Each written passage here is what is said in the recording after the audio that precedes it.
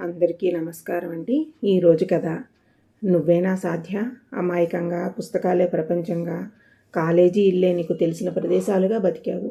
ఎదుటివారిది తప్పైనా తల వంచుకుని తప్పుకునేదానివి. MBA gold మెడలిస్ట్వి. చక్కని కుటుంబానికి కోడలుగా వెళ్ళావు.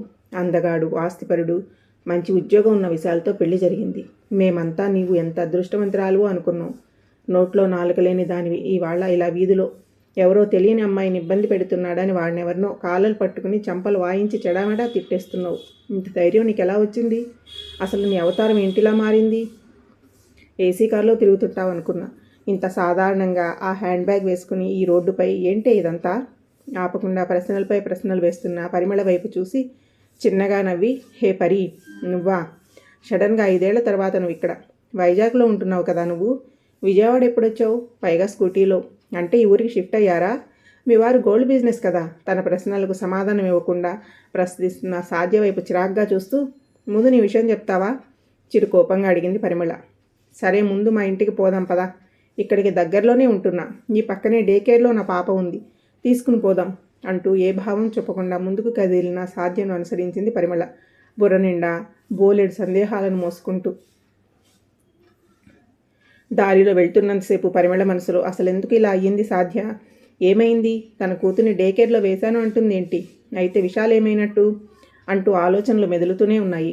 ఇంటికి వెళ్ళగానే అడగాలి అనుకుంది. పాపను తీసుకుని ఇంటికి వెళ్ళి ఇద్దరం అలా టీ తాగుతూ మాట్లాడుకుందామని టీ పెట్టి తెచ్చింది సాధ్య. బాల్కనీలో కూర్చున్నారు ఇద్దరు. ఇల్లంతా పరికించి చూసిన పరిమళకి సాధ్య విశాల్తో ఉండట్లేదని అర్థమయ్యింది. అసలు జరిగిందేమిటి? ఇప్పటికైనా చెప్పు సాధ్య. విశాల్ ఏడి? ఏమైంది? ఎందుకు ఒంటరిగా ఉంటున్నావు అని అడిగింది. పాపకి పాలు పట్టడంతో నిద్రపోయింది. అలసిపోయి ఇద్దరూ టీ తాగుతూ కబుర్లలో పడ్డారు. చిన్నప్పుడు విషయాలు కాసేపు మాట్లాడుకున్నాక అసలు విషయంలోకి వచ్చింది పరిమళ. అసలు జరిగిందేమిటి? ఇప్పటికైనా చెప్పు సాధ్య. విశాల్ ఏడి? ఏమైంది? ఎందుకు ఒంటరిగా ఉంటున్నావు అని అడిగింది. చెప్తాను పరి. నాకున్న ఏకైక నేస్తానివి నువ్వే. నీతో చెప్పుకుంటే అన్నా నా బాధ కాస్త అయినా తీరుతుందేమో. నీకు తెలుసు కదా చిన్నప్పటి నుంచి నేను ఎలా పెరిగాను. కానీ పరిస్థితులు నన్ను ఈ స్థితికి తీసుకుని వచ్చాయి. ఎవరితోనే గొడవపడని నేను ఇంట్లో వాళ్ళతో గొడవపడి వచ్చేస్తానని కలలో కూడా అనుకోలేదు. విశాల్ చాలా మంచివాడు అనుకుని పెళ్లి చేసుకున్నాను. కానీ పెళ్ళయ్యాక తెలిసింది అతని అసలు స్వరూపం ఏమిటో. నీకు తెలుసు కదా నేను పిన్ని పెంపకంలో ఎంత స్ట్రిక్ట్గా పెరిగానో. వంచిన తల ఎత్తకుండా ఇంటికి చేరేదాన్ని. ఉద్యోగంలో చేరితే చెడిపోతాను అని పిన్ని నాకు వచ్చిన మంచి అవకాశాన్ని కూడా కాదంది. ఎలాగోలా నన్ను వదిలించుకోవాలి అనుకుని మంచి ఆస్తిపరులని ఎదురుకట్నం ఇచ్చారని విశాల్తో పెళ్లి చేసి నన్ను అత్తారింటికి పంపింది. నాన్నకు ఇష్టం లేకపోయినా పిన్ని మాట కాదనలేకపోయాడు. అంతేకాదు, కనీసం పెళ్ళైన తర్వాత అయినా నేను సవితి తల్లి గొల లేకుండా అంతటి ఆస్తిపరుల ఇంట్లో దర్జాగా ఉండవచ్చు అనుకుని నా పెళ్లి జరిపించారు. పెళ్ళైన కొత్తలో బాగానే ఉండేవాడు విశాలు. కానీ వాళ్ళ అమ్మకి నేనంటే అస్సలు ఇష్టం లేదు. బోలెడు కట్నాలు ఇచ్చే, ఆస్తిపాసులు తెచ్చే అమ్మాయిలు ఉండగా నన్ను ఎదురు కట్నంతో చేసుకున్నారని ఆవిడ కోపం. నన్ను అనరాని మాటలు అనేది. విశాల్ తండ్రి, అదే మా మామగారు భార్య మాటకి సమాధానం చెప్పలేని మూగ మనిషి. అసలు ఏమీ పట్టదు ఆయనకి. విశాల్ కొన్ని రోజులకి అన్నీ సర్దుకుంటాయని నచ్చ చెప్పేవాడు నాకు. ఉద్యోగంలో చేరితే బాగుంటుందని విశాల్ చెప్పడంతో నా గురించి చాలా ఆలోచిస్తున్నాడు అనుకున్నాను. ఉద్యోగం చేసినా కూడా ఆఫీస్లో నా పని చేసుకోవడం వరకే ఉండేదాన్ని. కానీ నేను ఉద్యోగంలో చేరగానే ఎందుకో విశాల్కి మాత్రం అనుమానం అనే జబ్బు పట్టుకుంది. ఆఫీస్లో నేను ఎవరితోనో చనువుగా ఉంటున్నానో అని అడిగేవాడు. అంతేకాదు, నేను చేసే ఆఫీస్లో ఒక కుర్రాడిని మచ్చిక చేసుకుని నాకు స్పై చేసేవాడు. అతను చెప్పే వివరాల ప్రకారం ఆఫీస్లో అందరితో నవ్వుతూ మాట్లాడుతున్నా అని రోజు నిందించేవాడు. కాదని ఎంత నచ్చ చెప్పినా వినలేదు.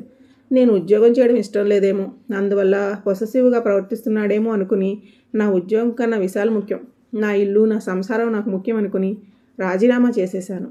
కానీ ఉద్యోగం అనేసి ఇంట్లో ఉంటే మళ్ళీ అదొక రకం గోల. పాప కడుపులో పడింది హడావుడిలో. గర్భవతిగా ఉన్నప్పుడు ఎంతో జాగ్రత్తగా చూసుకోవాల్సింది పోయి అనుమానాలతో అవమానించి నా మనసుని గాయపరిచేవాడు. పాప పుట్టాక విశాల్గా ఇంకాస్త అనుమానం ఎక్కువయ్యింది. మనం ఇద్దరం సవ్యంగా లేనప్పుడు పాప ఎలా పుట్టింది అని అడిగేవాడు. కొడుకు మాటలకి వత్తాస పలికేవాళ్ళు అమ్మ. అన్నీ చూస్తూ ఏమీ అనలేని వాళ్ళ నాన్న. వీళ్ళందరి మధ్యన నా చిట్టి తల్లి నలిగిపోకూడదని నేనే బయటకు వచ్చేశాను. వాళ్ళ నుండి విడిపోయి వచ్చేసి ఇదిగో ఇలా నా బతుకు నేను బతుకుతున్నాను. పిన్ని ఎలాగూ నన్ను పట్టించుకోదు. పైగా వాళ్ళకే సపోర్ట్ చేస్తుంది. ఇంకా అదీ కాకుండా నాన్నకి నా గురించి తెలిస్తే భరించలేరు. ఇప్పుడు అసలే ఆయన ఆరోగ్యం అంతంత మాత్రంగానే ఉంది. అందుకే అందరికీ దూరంగా ఇలా వచ్చేసా. ఎలాగో నా చేతిలో ఉన్న చదువుతో ఉద్యోగం సంపాదించగలిగాను. ఏదో ఇలా పాపని తలుచుకుంటూ గతాన్ని మర్చిపోయే ప్రయత్నం చేస్తూ కాలం గడుపుతున్నాను అంటూ తన బాధని గతాన్ని వ్యక్తం చేసింది ప్రాణ స్నేహితురాలి ముందు. అయ్యో సాధ్య, ఇంత జరిగిందా? విశాల్ ఎంతో మంచివాడు, నువ్వు చాలా సంతోషంగా ఉంటావని అనుకున్నాను. అయితే మరి ఇందాక రోడ్డు మీద ఎవరితోనో గొడవ పడుతున్నట్టున్నావు, అదెవరు అని అడిగింది అనుమానంగా పరిమళ. ఇందాక నువ్వు రోడ్డు మీద చూసింది నిజమే. ఒక అమ్మాయిని ఎవరో అబ్బాయి ఏడిపిస్తూ ఉన్నాడు. మౌనంగా చూస్తూ ఉన్న అమ్మాయిని చూస్తే తను ఒకప్పటి నాలానే అనిపించింది. అందుకే అలా ఉండకూడదు. ఆడది అవసరమైతే ఎంతకైనా తెగించాలి, ఎదురు తిరగాలి అని ఆ అమ్మాయికి ధైర్యం చెప్పి ఆ వెధవకి బుద్ధి చెప్పాను. ఇదే పరి నా గురించి చెప్పాలంటే. సరే, ఇంకా ఇంతకన్నా నా వివరాలు ఎందుకులే కానీ నీ సంగతి ఏమిటో చెప్పు అడిగింది సాధ్య. నా విషయానికి వస్తే అది సాధ్య, మేము రీసెంట్గా ఇక్కడికి వచ్చాం. మా వారు చేస్తున్న గోల్డ్ బిజినెస్ నష్టం వచ్చిందని ఆ వ్యాపారం మానేశారు. పార్ట్నర్స్ అందరూ హ్యాండ్ ఇచ్చారు. స్నేహితులు మనవాళ్ళు అనుకునే వాళ్ళే మోసం చేశారు. ఆ వ్యాపారం కోసం ఊర్లో అప్పులు ఎక్కువ చేయడం వల్ల అందరూ నానా మాటలు అంటున్నారు. అందుకే ఆ ఊర్లో ఉండలేక ఇలా ఈ ఊరికి వచ్చేసాం. ఇక్కడ ఎవరు తెలిసిన వాళ్ళ కంపెనీలో చేరారు మా వారు. వ్యాపారంలో దెబ్బతిన్నా చదివిన చదువు పొట్టకుట్టి కోసం ఉద్యోగాన్ని చూపించింది. అంతేకాదు, నేను కూడా ఏదైనా ఉద్యోగంలో చేరితే కానీ అప్పులు తీరవు అని ఉద్యోగం కోసం చూస్తున్నా. ఇంకా మామయ్య అప్పుల బాధ పడలేక ప్రాణాలు వదిలేశారు అక్కడే. అత్తయ్య మాత్రం మాతోనే ఉంటూ మా పాపని చూసుకుంటున్నారు అంది పరి. ఓహ్ అలాగా, సారీ పరి. చూసావా, మన జీవితాలు మనం ఎలా ఊహించుకున్నాం, కానీ ఇప్పుడు ఎలా ఉన్నాయి. సరే పరి, నువ్వు ఫ్రీ అయితే కాసేపు మన కష్టాల సంగతి పక్కన పెడదాం, ఏమైనా మంచి కబుర్లు చెప్పుకుందాం అడిగింది సాధ్య. అలాగే సాధ్య, అత్తయ్యకి ఫోన్ చేసి చెప్పాను లేట్ అవుతుందని. చెప్పు, ఏం మాట్లాడుకుందాం. మన కాలేజీ రోజుల గురించి అయితే నువ్వే చెప్పు, నీ నోటితో వినాలని ఉంది అంది పరిమళ. కాలేజీ చదివే రోజుల్లో మనం ఇద్దరం బెస్ట్ ఫ్రెండ్స్గా ఉండేవాళ్ళం.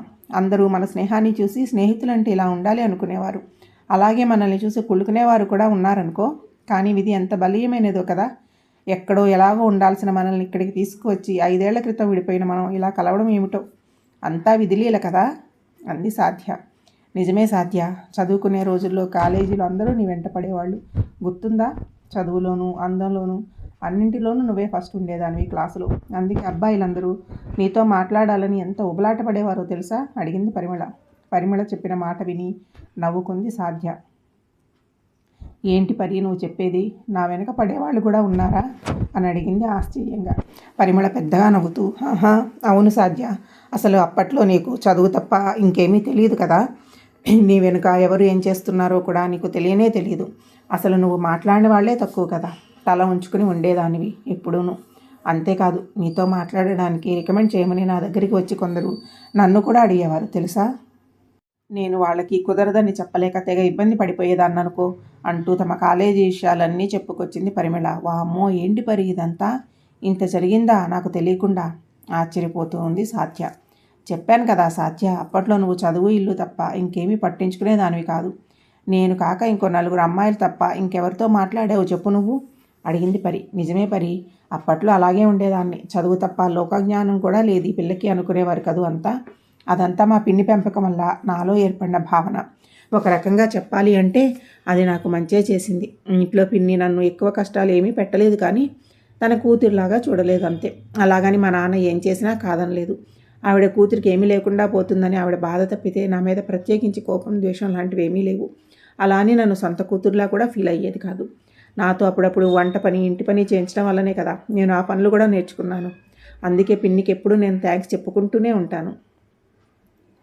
నా పెళ్లి విషయంలో కూడా విశాల్ వాళ్ళ ఆస్తిపరులు నన్ను ఏరుకోరి చేసుకుంటున్నారు అని పిన్ని నాన్న ఇద్దరూ అనుకున్నారు. ఒక రకంగా పిన్ని తన కూతురికి ఇలాంటి సంబంధం రాలేదని బాధపడింది కూడా. కానీ నాన్న నాకు మంచి జరుగుతుంది అని సంతోషపడ్డాడు. కానీ అది ఎంతో కాలం నిలవలేదు. ఇంతకీ నీకు పిన్ని గురించి మా నాన్న గురించి ఏమైనా తెలిసాయా పరి అని అడిగింది పుట్టినింటిని కన్నతండ్రిని గుర్తు చేసుకుంటూ. తెలీదు సాధ్య, కానీ ఆ మధ్య మీ పిన్నికి అనారోగ్యం చేసిందని, మీ చెల్లి అదే మీ పిన్ని కూతురు తనకి నచ్చిన వాడిని చేసుకుని వెళ్ళిపోయిందని విన్నాను. కానీ నా ఇల్లు నా గొడవలో పడి వివరాలు పూర్తిగా తెలుసుకోనే లేదు. ఇప్పుడు ఎలా ఉన్నారో ఏమిటో తెలీదు సాధ్య అంది. అయ్యో అవునా, అంత జరిగిందా? కానీ నా విషయం వాళ్ళకి తెలుసో లేదో. పెళ్ళయ్యాక పుట్టింటి వాళ్ళతో మాట్లాడలేకపోయినా నేను ఎక్కడో ఒక చోట సంతోషంగా ఉన్నానని అనుకుంటారు వాళ్ళు. అసలే బాధలో ఉన్న వాళ్ళకి ఇప్పుడు ఈ విషయం తెలిస్తే ఇంకా బాధపడతారు. కానీ ఇలాంటప్పుడు కూడా నేను వాళ్ళకి అండగా లేకపోతే ఎలా పరి? ఏం చేద్దాం చెప్పు? నా మనసు కుదురుగా ఉండట్లేదు. నువ్వు కంగారు పడకు సాధ్య, కానీ నువ్వు ఇప్పుడు వెళ్ళడం మంచిది కాదేమో. ఒక పని చేద్దాం, మా కజిన్ని మీ ఇంటికి పంపి అసలు ఏం జరుగుతుందో ఏమైందో కనుక్కుందాం. ఆ తర్వాత ఏం చేయాలో ఆలోచించవచ్చు. ఈలోగా నువ్వు కూడా కాస్త సెట్ అవుతావు. ఏమంటావు? సరే పరి, చూద్దాం. నాన్న ఎలా ఉన్నారో ఏమిటో అని నా ఆలోచన. అసలు భవితని ఎంతో అల్లారుముద్దగా పెంచింది పిన్ని. తను ఎందుకు ఇలా చేసిందో అర్థం కావట్లేదు. ఒకసారి తనతో మాట్లాడాలి. అన్ని వివరాలు తెలుసుకునే ఇంటికి వెళ్ళడం మంచిది అనుకుంటున్నాను. ఈలోగా పాప లేచిన విషయం తెలియజేయడానికి గాను ఏడుస్తోంది. పాప లేచినట్టుంది. సరే సాధ్య, నేను మళ్ళీ వస్తాను. ఎలాగూ జాబ్ కోసం వెతుక్కుంటూ ఉన్నాను కదా, ఎప్పుడైనా కలుద్దాం అంటూ లేవబోయింది పరిమళ. హే పరి, ఇప్పుడే నాకు ఒక ఉపాయం దట్టింది. ఒక పని చెయ్యి. నేను చేస్తున్న కంపెనీలో వేకెన్సీ ఉంది. నీకు ఇప్పిస్తాను. నీ అప్పులు తీరతాయి. మీరైనా హ్యాపీగా ఉండొచ్చు అంది సాధ్య. నిజమా? చాలా సంతోషం సాధ్య. అయితే మేము ఎలాగూ ఇంకో ఇల్లు కోసం చూస్తున్నాం. ఇద్దరం కలిసి ఒకే చోట ఇల్లు తీసుకుందాం. అప్పుడు ఇద్దరం కలిసే ఉన్నట్టుంటుంది. మా పాపతో పాటు మీ పాపను కూడా అత్తయ్య చూసుకుంటారు. నీకు కూడా కాస్త లోన్లీనెస్ తగ్గుతుంది. సరేనా? కాదనకూడదు అంతే అంది పరి. తప్పకుండా పరి, నీలాంటి స్నేహితురాలు దొరకడం నా అదృష్టం అంది సాధ్య. చాలు చాలు, ఇంకా ఆ మాట నేను చెప్పాలి. సరే కానీ రేపు మా ఆఫీస్కి రాపరి, నీ జాబ్ కోసం మాట్లాడదాం అంది సాధ్య. అనుకన్నట్టుగానే పరిమళకి సాధ్య ఆఫీస్లోనే ఉద్యోగం దొరికింది. అలాగే ఇద్దరు ఆఫీస్కి దగ్గరలో ఇళ్ళు తీసుకున్నారు. పరిమళ అత్తగారు సుహాసిని తన మనవరాలు సుహితతో పాటు సాధ్య కూతురు పన్నతిని కూడా చూసుకుంటూ ఉంది. పరిమళ భర్త వర్ధన్ కూడా దొరికిన ఉద్యోగంలో స్థిరపడ్డాడు. రోజులు గడుస్తున్నాయి. సాధ్య పరిమళ ఇద్దరూ కలిసి వెళ్ళి కలిసి వస్తూ ఉన్నారు ఆఫీస్కి. పరి, పిన్ని సంగతి ఏమైనా తెలిసిందా అడిగింది ఒకరోజు సాధ్య. అన్నట్టు మర్చిపోయాను సాధ్య, మా కజిన్ భరత్ మీ ఇంటికి వెళ్ళి కలిశాడట. అంతా బాగానే ఉందట ప్రస్తుతానికి. వాళ్ళకి కావాల్సినవన్నీ తనే చేస్తున్నాడట. నువ్వేం టెన్షన్ పడకు, అన్నీ సర్దుకుంటాయి చెప్పింది పరిమళ. థ్యాంక్స్ పరి, అయినా నేను ఒక 1 వీక్ లీవ్ పెట్టాను. రేపే ఊరికి వెళ్తున్నాను. అక్కడ ఎలా ఉందో చూసి 4 రోజులు ఉండి వచ్చేస్తాను. అత్తయ్యకి చెప్పు అంది సాధ్య. సరే సాధ్య, నేను కూడా వద్దాం అనుకున్నా, కానీ ఇప్పుడిప్పుడే జాయిన్ అయినా నాకు లీవ్స్ ఇవ్వరు కదా.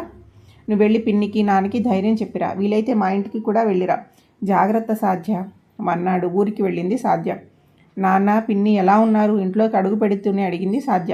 అమ్మా సాధ్య, చూసావా నీ చెల్లి ఎంత పని చేసిందో అంటూ సాధ్యని హత్తుకుని ఏడవడం మొదలుపెట్టింది సాధ్య పిన్ని జయ. పిన్ని నువ్వేం దిగులు పడకు, నేను భవితతో మాట్లాడతాను. నాన్న మీరెలా ఉన్నారు అంది. బాగానే ఉన్నాం తల్లి, నువ్వెలా ఉన్నావు అంటూ పాపని తీసుకుని ముద్దాడాడు సాధ్య తండ్రి కిషోర్. అవును సాధ్య, ఇంతకీ మీరు ఇక్కడ ఉన్నారు. విశాల్కి నీకు గొడవలు అయ్యాయని విన్నాను. ఇప్పుడు అంతా ఓకేనా? ఇప్పుడే అవన్నీ ఎందుకు జయ, కాస్త తనని విశ్రాంతి తీసుకొని ముందు. ఇప్పుడే ప్రయాణం చేసి వచ్చింది కదా అన్నాడు కిషోర్ అనునయంగా. సరే సాధ్య, నువ్వు ఫ్రెష్ అయ్యిరా, భోజనం చేసి తీరిగ్గా మాట్లాడుకోవచ్చు అంది జయ. భోజనాలలో సాధ్యకి ఇష్టమైనవన్నీ అడిగి మరీ చేసింది జయ. సొంత తల్లి కాకపోయినా కొసరి వడ్డించింది. భోజనాల తర్వాత పాపని పడుకోబెట్టి తీరిగ్గా కూర్చుని మాట్లాడుకోసాగారు. అమ్మ సాధ్య, భవిత తనకి ఇష్టమైన కాలేజీలో అడగగానే చేర్పించాం. తనకి నచ్చినవి కావలసినవి అన్నీ ఇచ్చాం. కానీ ఎందుకు ఇలా చేసిందో అర్థం కావట్లేదు. అల్లారు ముద్దుగా పెంచుకున్న కూతురు అలా వదిలి వెళ్ళిపోయింది. నిన్ను సవితి తల్లిలాగానే పెంచాను, కానీ నువ్వు మాత్రం సరైన సమయంలో తోడుగా ఉన్నావు మాకు అంది జయ కన్నీళ్లు ఒత్తుకుంటూ. అవునమ్మా సాధ్య, అతనెవరో నువ్వు పంపిన భరత్ అట. సరిగ్గా మీ పిన్ని నేను బాధలో ఉన్నప్పుడు వచ్చి మాకు చాలా సహాయం చేశాడు. అన్నీ తనే చూసుకున్నాడు. నీ స్నేహితుడు చాలా బాగా చూసుకున్నాడమ్మా అన్నాడు కిషోర్. అతన భరత్ అని పరి లేదు, తన కజిన్ నాన్న తనే పంపింది. పోనీలే నాన్న, మీకు ఇబ్బంది ఏమీ లేదు కదా అని అడిగింది సాధ్య. లేదు తల్లి, ఇప్పుడు చెప్పు, విశాల్కి నీకు గొడవ ఏంటి? ఏమైంది అసలు? అది నాన్న, నేను ఇప్పుడు విశాల్తో ఉండడం లేదు నాన్న. తనకి నేనేం చేసినా తప్పే. ఆ ఇంట్లో నాకు విలువే లేదు. వాళ్ళ అమ్మకి కట్నం డబ్బు తీసుకురాలేదని నేనంటే కోపం. వాళ్ళ నాన్న ఏమీ మాట్లాడలేని మూగ మనిషి. ప్రణతి పుట్టిన తర్వాత విశాల్ అనుమానం ఎక్కువయింది. ఇక ఆ ఇంట్లో ఉండలేనని పాపని తీసుకుని వచ్చేసాను. ఇప్పుడు నేను పరిమళ ఒకే చోట ఉంటున్నాం. ప్రణతిని కూడా వాళ్ళ అత్తగారు చూసుకుంటోంది నాన్న. అన్నట్లు రేపు ఒకసారి పరి వాళ్ళ ఇంటికి కూడా వెళ్ళి చూసి రావాలి. అయ్యో, అంత జరిగిందా? పాపిష్టి దాన్ని డబ్బుకు కక్కుర్తుపడి అతనికిచ్చి పెళ్లి చేశాను. ఎవరో ఏమిటో తెలుసుకోకుండా.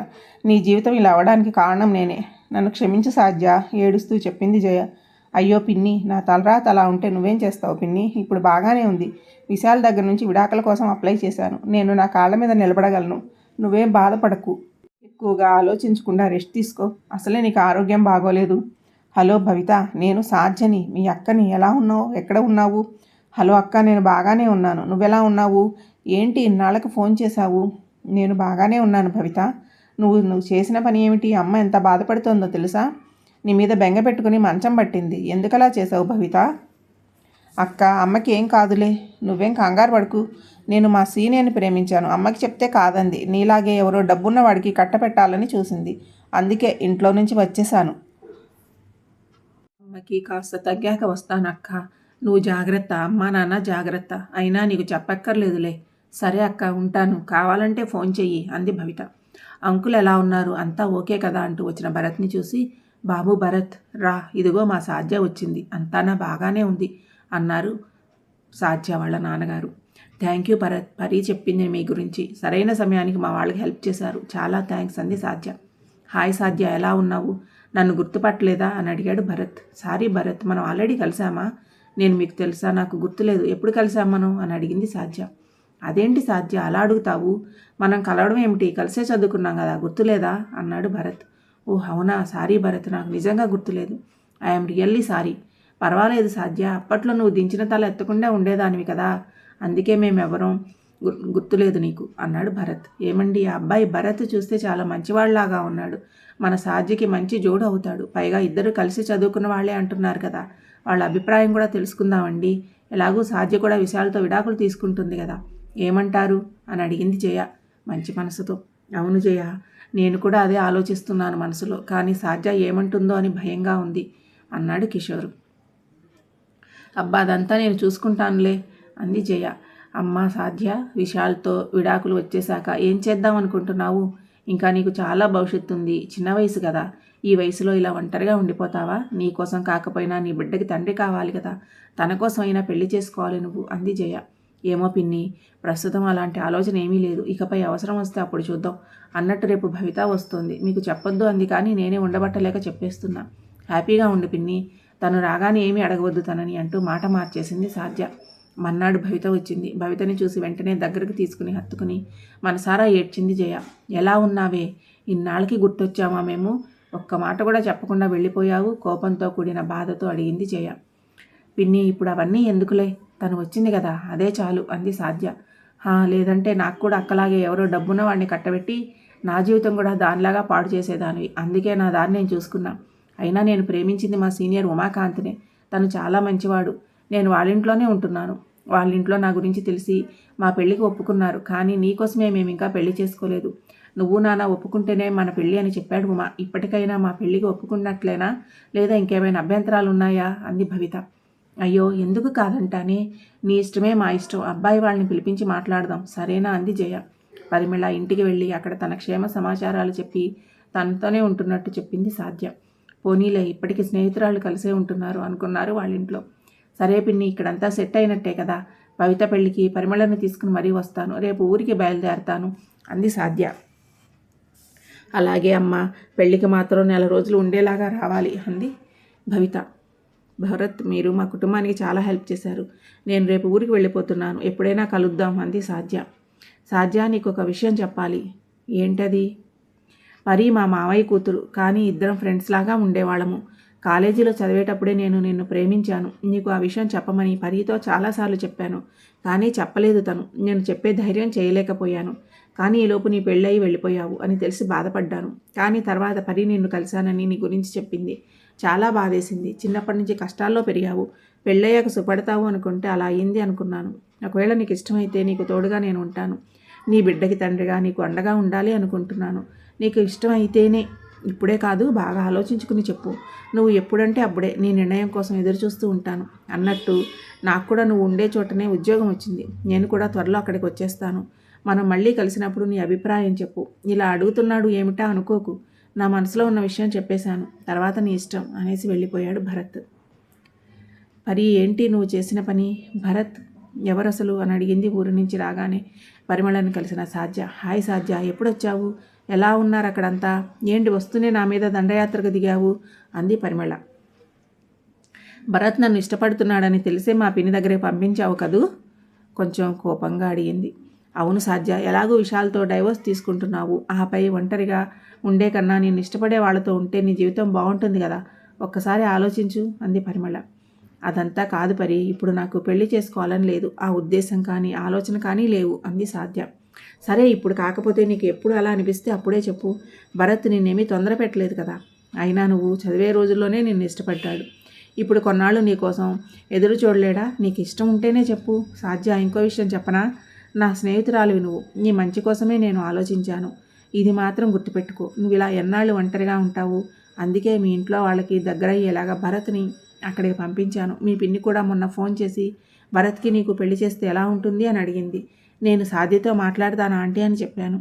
చూసావా, వాళ్ళకి కూడా అదే ఆలోచన వచ్చింది అంటే నేను చేసింది తప్పు కాదు కదా. ఇంకేం ఆలోచించకుండా నీ మనసులో మాట చెప్పు అంది పరిమళ. అమ్మా పరి, ఎంత ఆలోచన చేసావే నాకు తెలియకుండా. సరే కానీ ఇప్పుడే కాదు, నా మనసులో అలాంటి ఆలోచన లేదు. ఇప్పుడే నేను విశాల్ విషయంలో నుంచి తేరుకుంటున్నాను. నాకు కాస్త టైం కావాలి అంది సాధ్య. సరే, నీకు కావలసినంత టైం తీసుకుని ఆ తర్వాత వేసి చెప్పు, సరేనా అంది పరిమళ నవ్వుతూ. ఇద్దరూ నవ్వుకున్నారు ఆ మాటలకు.